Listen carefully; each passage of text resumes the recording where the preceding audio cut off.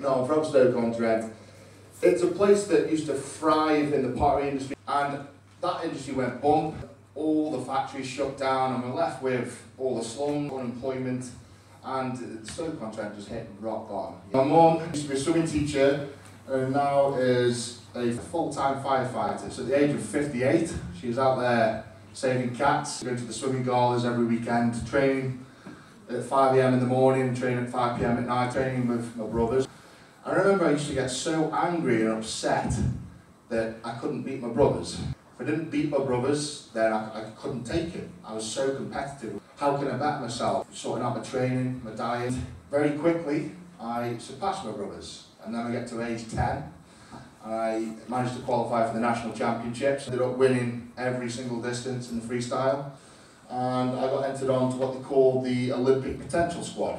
When everyone else was having the Easter holidays and summer holidays, I'd go off to Loughborough, Germany, Australia, go on the swimming camps, and I absolutely loved it. You know, I thrived off success, setting British records, winning gold medals.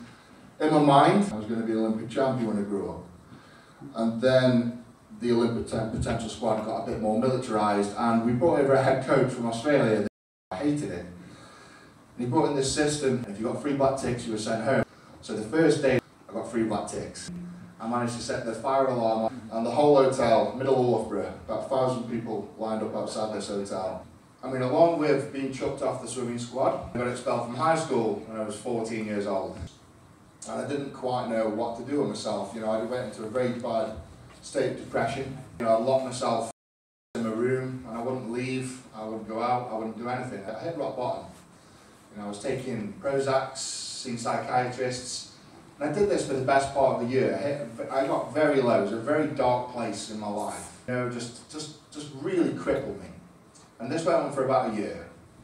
And then my parents sort of sat me down one day and were like, what are you doing with yourself, Ed? You know, we can see you're ill, so you're not coping with life very well, but you are literally wasting your life. You know, and at the time I thought everyone was against me. And they said, you need to get out, you need to do something with your life. And so, well, okay, you know, I'll join the gym. I'll go and lift weights. You know, I'm not proud of being expelled from high school at all. It's not big, it's not clever. But for me, it worked because I feel as though I got a massive head start in life in that respect. I got out there and started living my life very early. I remember going to the gym one day, and I was like, hey, you've got to see what you're made of. Test the waters, why don't you do something with your strength? And then my brother entered me into my first strongman contest. And I got the bite for it. I just loved it. I loved the exhilaration of lifting weights and a crowd and pulling trucks and flipping tyres. And at that day, I said to my mum, my dad, my girlfriend at the time, my brothers, I said, I'm going to be the world's strongest man one day. You watch this space. When I was that age, very arrogant.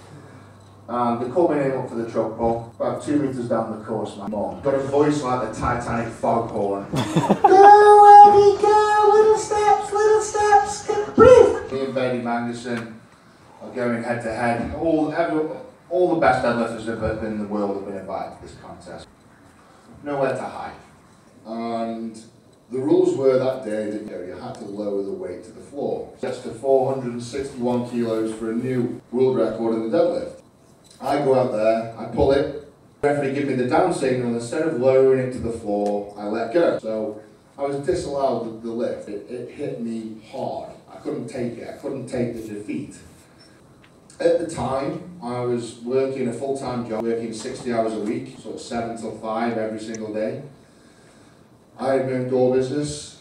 I was doing the boots, paying the wages, and I was working the doors myself.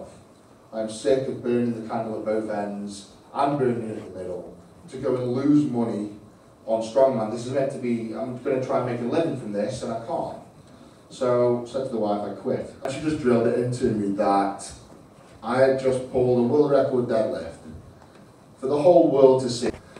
And she said, if you can do that, then you can go on and win the world's strongest man. Give me one reason why you can't. So it was that weekend that I decided to become a professional strongman. 3 AM in the morning, I'd set an alarm and I'd get up. I need a 200-gram piece of raw steak with a protein shake, and then I'd go back to bed. I'd get up about 7 AM and have a full English breakfast. You're talking 5-6 bacon, 5-6 sausages, fried bread, beans, tomato, black pudding, Wash that down with a litre of ice cream, bucket of porridge, litre of cranberry juice. 11:30, I do my physiotherapy. Do that for an hour and a half, and that takes us to lunchtime. For pudding, half a family cheesecake and a litre of ice cream, and then I go back to bed. I would get up about 3:30, I'd have a second dinner, with tuna sandwiches, flapjacks, more fruit, and then I'd be driving to the gym. As I was driving to the gym, I'd be drinking carb drinks like Lucozades. Get to the gym, now I train for 4 hours, so I take lots of food. During the first half of my session, I'd probably have 2 litres of cranberry juice with carb powders. Halfway through the training, I would have a 200-gram piece of fillet steak. Then the second half of my session, I'd have a protein shake while snacking on beef jerky. Right at the end of the session, I'd have a litre of coconut water to replenish the electrolytes and fruit sugars. And then I'd drive to another gym. And this would take to about 8 o'clock. And whilst I'd be drinking my mineral water and BCAAs and whatever else, I'd be stretching in a hydro pool for an hour. And then I'd do hot cold treatment for an hour, so I'd do sauna and ice bath for an hour. And that takes about 10 PM. I'd go home. Now my wife was great, she'd always cook me fantastic meals. She knew my job, she knew food was my living. So if we had a curry or a spag bol, she'd cut full packs of bacon into it, just to add the calories, the protein, the fats. And then for pudding, the other half of family cheesecake and another litre of ice cream. I would then go to the bottom of the garden and I had a hyperbaric chamber, and that would take me to about midnight. And I'd just have a couple of protein bars, a protein shake, and I'd go to bed. And that was my life, Monday to Sunday. I worked out at the time I was spending £300 a week on food, just on myself. 1 week, I was spending £800 a week on my body. There were 3 life goals at this point in my career. Number 1 was obviously to win the world's strongest man. Number 2 was to hold the world record in the deadlift. And number 3, believe it or not, and make friends with Arnold Schwarzenegger. March 2015, I get an invite to compete in the Arnold Classic. Good lift, broke a world record. I go to celebrate with the crowd. Arnold goes to give me a high five and I completely ignore him, so too big time. And he's there with this big massive smile on his face, and I go over, we do this predator handshake, I think, Eddie, you monster. The 500 kilo itself, it's a lift of history. It's the biggest weight ever lifted from the floor by a human.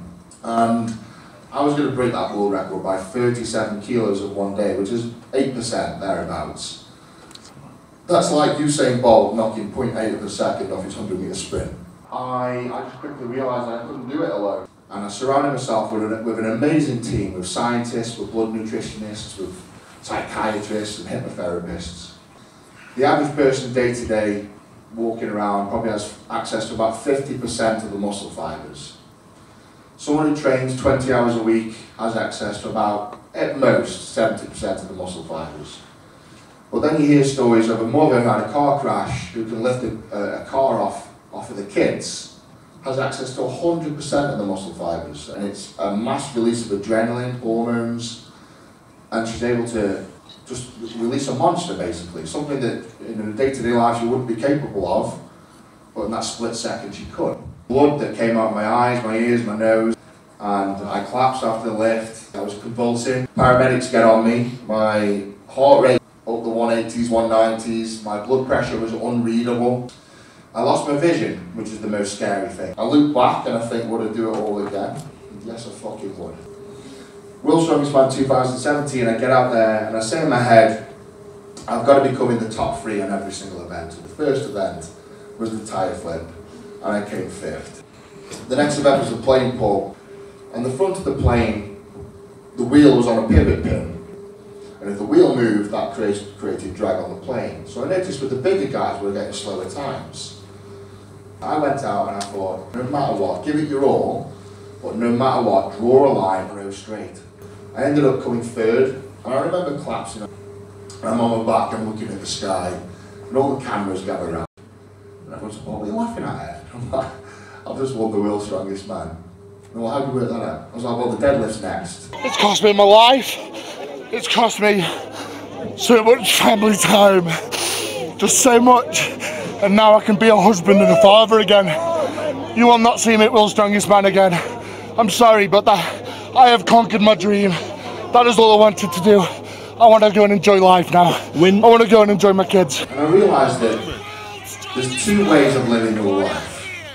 You either sink and you dwell and you bury your head and you think the world's against you, or you swim and you move forward and you set goals and you chase dreams. Pick one. And I know which one I'd rather fucking pick.